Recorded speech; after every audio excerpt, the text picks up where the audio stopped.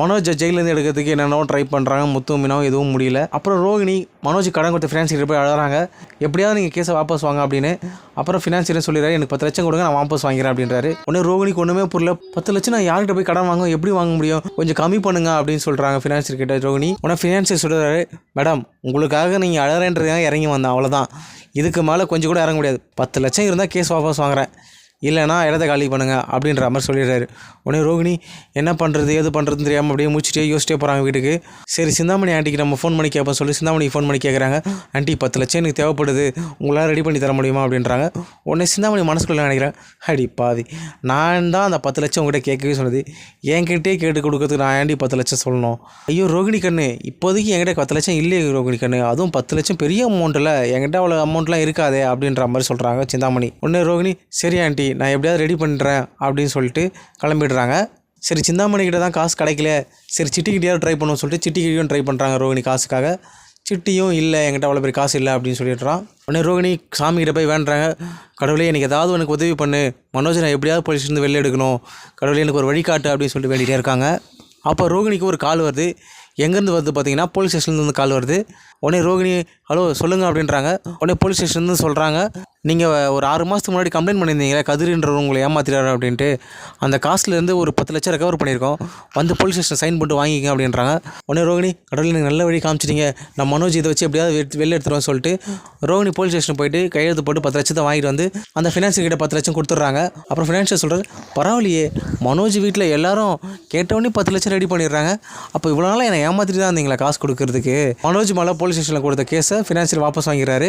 அப்புறம் ரோகிணி மனோஜை போலீஸ் ஸ்டேஷனில் ரிலீஸ் பண்ணி வீட்டுக்கு கூப்பிட்டு போகிறாங்க. உடனே ரோகிணி சிந்தாமணி கொடுத்த ஐடியாவை நம்ம இப்போ யூஸ் பண்ணுவோம் அப்படின்னு சொல்லிட்டு, மனோஜ் பார்த்தியா உங்கள் வீட்டில் எல்லாருமே உன்னை விட்டுட்டாங்க, ஆனால் நான் தான் உன் மேலே உண்மையான அன்பு வச்சுருக்கேன், அதனால தான் உன்னை நான் எப்படியாவது கஷ்டப்பட்டு எடுக்கணுன்றதுக்காக எவ்வளோ போகிறேன்னு தெரியுமா மனோஜ், தனி ஒரு ஆளால் நின்று உன்னை போராடி வெளில வந்திருக்கேன், இப்போவாது என் அன்பு புரிஞ்சிக்க மனோஜ் அப்படின்றாங்க ரோகிணி. உடனே மனோஜ் சொல்கிறார், ரோகிணி எனக்கு நிறைய நீ துரோகம் பண்ணியிருக்கேன், என்னால் உன்னை ஏற்றுக்க முடியல, ஆனால் இப்போ நீ எனக்கு பண்ண ஹெல்ப்புக்கு ரொம்ப நன்றி அப்படின்றாரு.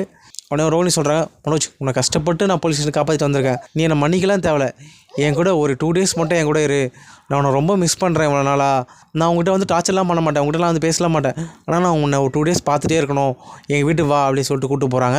உடனே மனோஜ் சொல்கிறாரு, நான் ரொம்ப பயந்துட்டேன் போலீஸ் ஸ்டேஷன் இருக்கும்போது, என் பிஸ்னஸ்ஸு என் படிப்பு எல்லாமே போயிடுமோ அப்படின்ட்டு, ஆனால் என்னை பெரிய ஆபத்துலேருந்து நீ என்னை காப்பாற்றிட்ட, அதுக்காக நான் உங்கள் வீட்டில் வந்து இருப்பேன், ஆனால் நீ என்னை டார்ச்சர்லாம் பண்ணக்கூடாது எதுவும், நான் உங்கள் வீட்டில் இருப்பேன், 2 நாளுக்கு அப்புறம் நானே கிளம்பி போயிடுவேன் அப்படின்னு சொல்லிட்டு மனோஜ் ஸ்ட்ரிக்டாக ஆர்டர் போட்டு ரோகிணி கூட போகிறாரு. இப்போது முத்து மீனாலாம் போலீஸ் ஸ்டேஷன் போய் பார்க்குறாங்க. போயிட்டு மனோஜ் எங்கன்னு கேட்குறாங்க. மனோஜா அவங்க ஒய்ஃப் ரோகிணி வந்து கூப்பிட்டு போயிட்டான் அப்படின்றாங்க. உடனே முத்து போலீஸ்காரர்கிட்ட சொல்கிறாரு, சார் மனோஜுக்கு ஒய்ஃபே கிடையாது சார், அவங்களுக்கு டிவோர்ஸ் நடக்க போகுது சார், கோர்ட்டில் கேஸ் போயிட்டுருக்கு சார் அப்படின்றாங்க. உடனே இன்ஸ்பெக்டர் சொல்கிறாரு, உங்கள் வீட்டில் டிவோர்ஸ் நடக்குது, அது எப்படி சார் எங்களுக்கு தெரியும், என்ன வேணால் நடக்கட்டும், ஃபினான்ஷியர் மனோஜ் மேலே கொடுத்த கேஸை வாபஸ் வாங்கிட்டாரு, அப்போது நாங்கள் ரிலீஸ் பண்ணி தான் ஆகணும், ரிலீஸ் பண்ணிட்டோம், அவர் என்ன குழந்தையா என்ன, வீட்டில் எதுவுமே ட்ராப் பண்ண முடியும் எங்களால், நாங்கள் அனுப்பி விட்டுட்டோம், அவங்க ஒய்ஃப் வந்து அவங்களை கூப்பிட்டு போயிட்டாங்க, அவ்வளோதான், இதுக்காகலாம் நாங்கள் என்ன சார் பண்ண முடியும் அப்படின்ற மாதிரி சொல்கிறாரு இன்ஸ்பெக்டரு. நடந்த விஷயத்தெல்லாம் எடுத்து போயிட்டு முத்து வீட்டில் அப்படியே சொல்கிறாரு. உடனே விஜயா, என்னது இந்த ரோகிணி வந்து கூப்பிட்டு போயிட்டாளா, என்ன இப்படி ஏமாற்றிட்டு போயிட்டான், என்கிட்ட ஒரு வார்த்தை கூட சொல்லாமல் அவள் பேச்சை நம்பிட்டு போகிறான், இப்போவே போயிட்டு நான் கூப்பிட்டு வரேன் அப்படின்னு சொல்லிட்டு விஜயா கிளம்புறாங்க. உடனே அண்ணாமலை சொல்கிறார், விஜயா அவன் ஒன்றும் 2 வயசு குழந்தை கிடையாது, அவனுக்குன்னு ஒன்று அறிவு இருக்கணும், இவ்வளோ ஏமாற்றி ரோகிணி பின்னாடி அவன் போகிறானா, இது அவனோட வாழ்க்கை, அவன் தான் எல்லாத்தையும் முடிவெடுக்கணும் அப்படின்ற மாதிரி அண்ணாமலை சொல்கிறாரு. உடனே விஜயா சொல்கிறாங்க, என்னங்க பேசுகிறீங்க, அவள் ஒரு பெரிய ஃப்ராடு, அவள் கொலை கூட பண்ணி போட்டுருவாங்க மனோஜை அப்படின்ற மாதிரி சொல்கிறாங்க. உடனே ஸ்ருதி சொல்கிறாங்க, இல்லை ஆண்டி நீங்கள் நினைக்கிறது தப்பு, ரோகிணி மனோஜ் மேலே ரொம்ப பாசமாக தான் இருக்காங்க, மனோஜ் மேலே இருக்க பாசத்தால் தான் நம்ம எல்லாரையும் ஏமாத்துறாங்க ரோகிணி, ஆனால் மனோஜுக்கு அவங்க உண்மையாக தான் இருந்திருக்காங்க அப்படின்ற மாதிரி ஸ்ருதி சொல்கிறாங்க. உடனே விஜய் சொல்கிறேன், என்ன ஸ்ருதி சொல்லிக்கிட்டு இருக்க, நம்ம எல்லோரும் ஏமாற்றிட்டு இருக்கா அவள், சரியா, எவ்வளோ பெரிய பொய் சொல்லியிருக்கா, அதுக்காக நம்ம கேஸ் கொடுத்து நம்ம டிவோர்ஸ் கிடைக்குதா எவ்வளோ கஷ்டப்படுறோம், நீனா இப்படி சொல்லிட்டு இருக்க அப்படின்றாங்க. உடனே ரவியும் சொல்கிறேன், ஆமாம்மா ரோகிணி அண்ணி நம்ம எல்லோரும் ஏமாத்தினாலும் மனோஜ் மேலே நிறைய பாசமாக தான் இருந்திருக்காங்க, மனோஜை ஒரு பிஸ்னஸ் மேனாக ஆக்குனது ரோகிணி அண்ணி தானே, அதை யாரும் மறுக்க முடியாது அப்படின்றாங்க. உடனே மீனாவை சொல்கிறாங்க, ஆமாம்மாம்மா ரோகிணி மனோஜ் மேலே நிறைய பாசமாக தான் இருக்காங்க, நம்ம எல்லோரும் ஏமாத்தினாலும் மனோஜை எப்படியாவது ஒரு லைஃப்பில் கொண்டு வரணுன்றதுக்காக தான் ரோகிணி போராடினாங்க அப்படின்ற மாதிரி மீனாவை சொல்கிறாங்க. உடனே அண்ணாமலை அப்படியே யோசிக்கிறாரு.